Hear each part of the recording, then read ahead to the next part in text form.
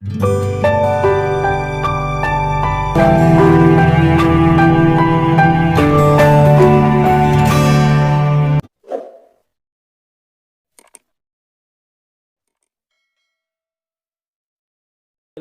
Shalom Alaikum Muhammadiyah. Salam Aki, aku kabarkan Injil kebenaran. Bapak Ibu yang dikasihi Tuhan, ketemu lagi dengan saya Evangelis Abraham Effendi Usman. Bagaimana kabar saudara semuanya? Haleluya, luar biasa. Saya Bapak Ibu selalu berdoa kepada Tuhan agar para subscriber, pencinta channel Injil Kabar Baik Habaget selalu dalam lindungan Tuhan. Apapun yang saudara lakukan, apapun yang saudara kerjakan, pasti dibuat oleh Tuhan berhasil selama tidak bertentangan dengan firman Tuhan. Nah, pada kesempatan kali ini Bapak Ibu saya mengajak saudara untuk melihat satu firman Tuhan dalam Injil Lukas 5 ayat 31 dan 32. Lalu jawab Yesus kepada mereka, katanya, bukan orang sehat yang memerlukan tabib, tetapi orang sakit. Aku datang bukan untuk memanggil orang benar, tetapi orang berdosa, supaya mereka bertaubat. Satu kebenaran mengenai Yesus, dia tidak pasif. Dia tidak menunggu orang berdosa datang kepadanya, melainkan dia aktif menghampiri orang berdosa. Yesus tahu, dia sangat memahami, dia tahu sekali bahwa ketika seseorang hidup dalam dosa, orang tersebut kehilangan arah. Orang tersebut kehilangan tujuan, sama seperti saudara dan saya. Sama seperti kita Bapak Ibu, ketika kita melakukan dosa, melakukan kesalahan, melakukan satu pelanggaran, maka kita kehilangan arah, kita kehilangan tujuan. Maka Yesus datang kepada saudara dan saya untuk menuntun kita kepada pertobatan dan perubahan hidup. Yang menjadi pertanyaannya, Bang Pendi, kenapa Yesus tidak pernah datang kepada orang yang menghina kekristenan, kepada orang yang mengolok-ngolok iman kekristenan, kepada orang yang mencaci maki, bahkan menghina Yesus sendiri? Kenapa Yesus tidak pernah datang kepada mereka? Bukankah mereka juga berdosa? Bukankah mereka juga melakukan satu pelanggaran, satu dosa yang luar biasa? Bahkan mereka tidak segan-segan menghina Roh Kudus. Jawabannya sederhana Bapak Ibu, dikarenakan mereka merasa benar, dikarenakan mereka merasa suci, dikarenakan mereka tidak pernah melakukan dosa, dikarenakan mereka tidak pernah melakukan satu pelanggaran, tidak pernah melakukan kesalahan. Justru dengan hinaan, cacian, makian yang mereka lakukan terhadap kekristenan, mereka lagi berdakwah, mereka lagi menyampaikan kebenaran, mereka lagi khotbah. Ini yang sering kita dengar Bapak Ibu. Sering kita dengar daripada pengikut Yahya Woloni. Sering kita dengar daripada orang yang mengagum-agungkan, yang mengagungkan Ustadz Uwas, Abdul Somad. Sering kita dengar bahwa hinaan, cacian, makian mereka terhadap iman kekristenan, terhadap Alkitab, ini adalah satu kebenaran yang mereka lakukan. Mereka harus menyampaikan kebenaran. Sekalipun itu cacian, sekalipun itu hinaan, sekalipun itu olok-olokan. Tetapi bagi mereka itu adalah kebenaran Bapak Ibu. Maka Yesus bukan datang kepada orang yang merasa benar, yang merasa suci, yang merasa mempunyai segala-galanya, seolah-olah surga pun milik mereka. Mereka tahu siapa yang masuk surga. Mereka tahu kepada siapa diberikan bidadari dari surga. Maka Yesus bukan datang kepada orang tersebut. Maka Yesus tidak pernah datang kepada mereka yang merasa suci, yang merasa benar, yang merasa diri paling benar. Tetapi Yesus datang kepada saudara dan saya, orang yang berdosa, orang yang kehilangan arah, orang yang tidak tahu arah dan tujuan. Kesitulah, kesanalah Yesus datang Bapak Ibu. Saya sangat terkagum dan sangat terheran-heran bagaimana Yesus memperlakukan saudara dan saya. Kita adalah orang yang berdosa. Dia selalu menghampiri orang yang berdosa dengan lemah lembut, dengan penuh kasih. Sangat terlihat dengan jelas bahwa para pendosa memiliki tempat spesial di hati Yesus. Maka dia ditunjukkan, dibuktikan, Yesus menghampiri orang yang berdosa. Injil Lukas yang sudah saya bacakan tadi Bapak Ibu, di situ dengan jelas sekali, bukan orang sehat yang memerlukan tabib, tetapi orang sakit. Aku datang bukan untuk memanggil orang benar, tetapi orang berdosa, supaya mereka bertaubat. Nah Bapak Ibu yang kasih Tuhan dan yang saya kasihi, beberapa kali saya merenungkan Matius 9 ayat 10. Ketika Yesus makan di rumah Matius, datanglah banyak pemungut cukai dan orang berdosa dan makan bersama-sama dengan Yesus dan murid-muridnya. Nah, ini Bapak Ibu membuat saya merasa sangat spesial. Karena saya tahu saya yang berdosa ini dapat makan sehidangan bersama dengan Yesus. Oh, sungguh luar biasa Bapak Ibu. Sungguh kabar sukacita, kabar baik. Dan para ahli Farisi mengenal Yesus sebagai sahabat orang-orang berdosa. Saya ulangi Bapak Ibu. Dan saat itu para ahli Farisi mengenal Yesus sebagai sahabat orang-orang berdosa. Jika saudara termasuk dalam kumpulan orang berdosa, saya ingin katakan kepada saudara bahwa Yesus mengasihi Anda. Ayo, datang kepada Yesus Bapak Ibu. Yesus Bapak Ibu bukan mencari orang yang pindah agama, bukan mencari orang yang pindah keyakinan, tetapi Yesus mencari orang yang berdosa mau bertobat. Tobat yang pertama sekali adalah menerima Dia sebagai Mesias dan Juru Selamat. Tobat yang kedua Bapak Ibu, orang yang mau tinggal di dalam Dia. Maka orang yang tidak pernah tinggal di dalam Dia, orang Kristen yang tidak mau tinggal di dalam Dia, firman Tuhan katakan orang tersebut tidak bisa melakukan apapun. Firman Tuhan katakan orang tersebut tidak bisa berbuat banyak. Firman Tuhan katakan orang tersebut tidak bisa berbuah apapun. Maka ketika orang Kristen tidak tinggal di dalam kekristenan, tidak tinggal di dalam Kristus, buah-buah ilahi tidak pernah terpancar dalam kehidupan mereka. Buah-buah roh tidak pernah terpancar dalam kehidupannya.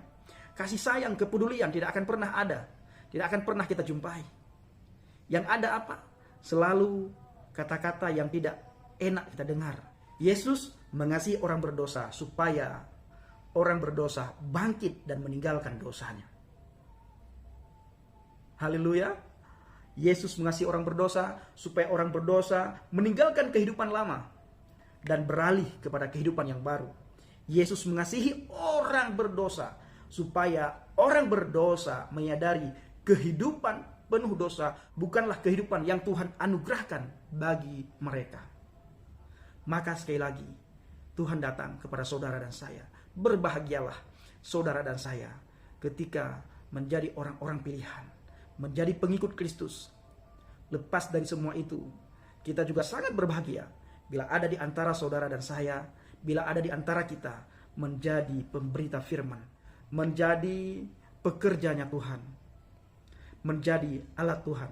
Ini adalah satu kebahagiaan yang luar biasa yang kita miliki Bapak Ibu. Jika kita menjadi pekerja Tuhan, menjadi alat Tuhan, menjadi orang yang memberitakan firman Tuhan, menjadi orang yang bersaksi di mana-mana, menjadi orang yang bersaksi tentang kebaikan Tuhan, bersaksi bagaimana mengalami Tuhan, bersaksi bagaimana cara kita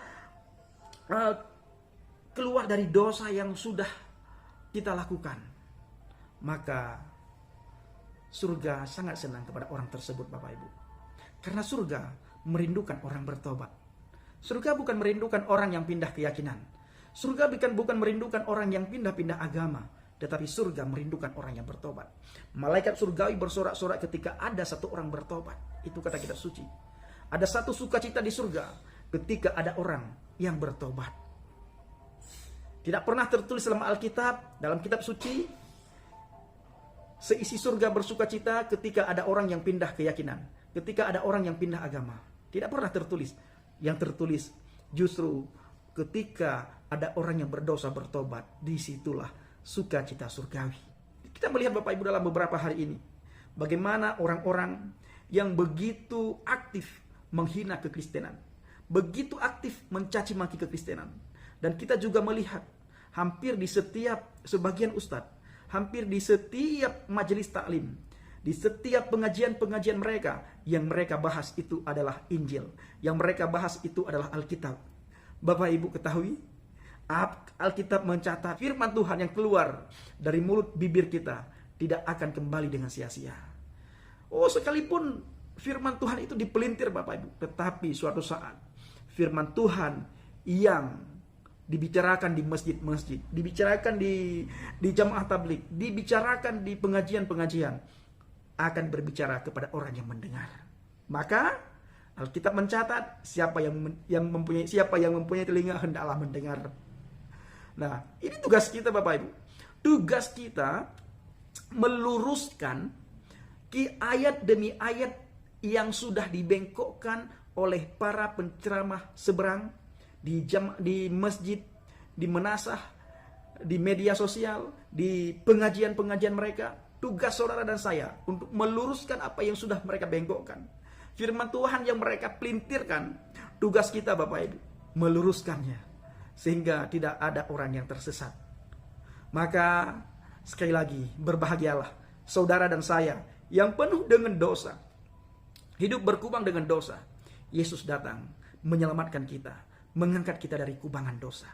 Maka kalau saudara bertanya sekali lagi, Bang Pendi, kenapa sih Yesus tidak pernah datang kepada mereka yang menghina, yang mengolok-ngolok kekristenan, yang menghina kekristenan, yang menghina kitab suci, yang menghina Yesus. Bahkan kita melihat beberapa hari ini ada anak ingusan menghina Roh Kudus. Kenapa Yesus tidak pernah datang kepada mereka? Bukankah mereka juga berdosa? Bukankah mereka juga melakukan kesalahan? Bukankah mereka juga termasuk orang yang fasik? Jawabannya Bapak Ibu, Yesus tidak datang kepada mereka karena mereka merasa diri mereka benar. Mereka merasa diri mereka orang yang bertobat. Mereka merasa diri mereka adalah orang yang ahli ibadat. Mereka merasa bahwa diri mereka ini adalah ahli surga. Mereka merasa bahwa diri mereka ini adalah sudah mendapatkan 72 bidadari. Dan mereka merasakan bahwa mereka ialah yang punya kunci surga. Maka dari itu Bapak Ibu, jangan berkecil hati. Mengapa Yesus tidak datang kepada mereka? Dikarenakan kesombongan. Roh kesombongan mengikat mereka. Roh agamawi mengikat mereka. Maka Yesus tidak datang kepada mereka. Yesus justru datang kepada orang yang berdosa dan orang yang mau mohon ampunan. Saya Bapak Ibu, sebelum percaya kepada Yesus, dosa saya banyak sekali. Sangat memalukan kalau saya ceritakan bagaimana saya melakukan dosa. Bagaimana saya jatuh dalam lubang yang sama. Bagaimana saya setelah saya berdoa, tidak lama kemudian jatuh lagi ke lubang yang sama. Saya menangis, saya minta ampun. Saya berkata saya tidak mau lagi jatuh dalam lubang yang sama. Tetapi saya justru jatuh ke dalam lubang yang sama. Dan Bapak Ibu, ketika saya dalam keadaan putus asa, tidak ada tempat saya mengadu, tidak ada tempat saya minta pertolongan, tidak ada tempat saya mohon ampunan lagi. Karena lagi-lagi dan lagi saya jatuh ke dalam lubang yang sama, jatuh ke dalam dosa yang sama. Yesus hadir di situ Bapak Ibu. Yesus datang mengambil tangan saya. Yesus datang mengangkat tangan saya. Dan saya mengulurkan tangan. Saya pegang tangan Yesus. Dan saya keluar dari lumpur dosa Bapak Ibu. Ketika saya keluar dari lumpur dosa, saya menjadi orang yang bebas dari dosa.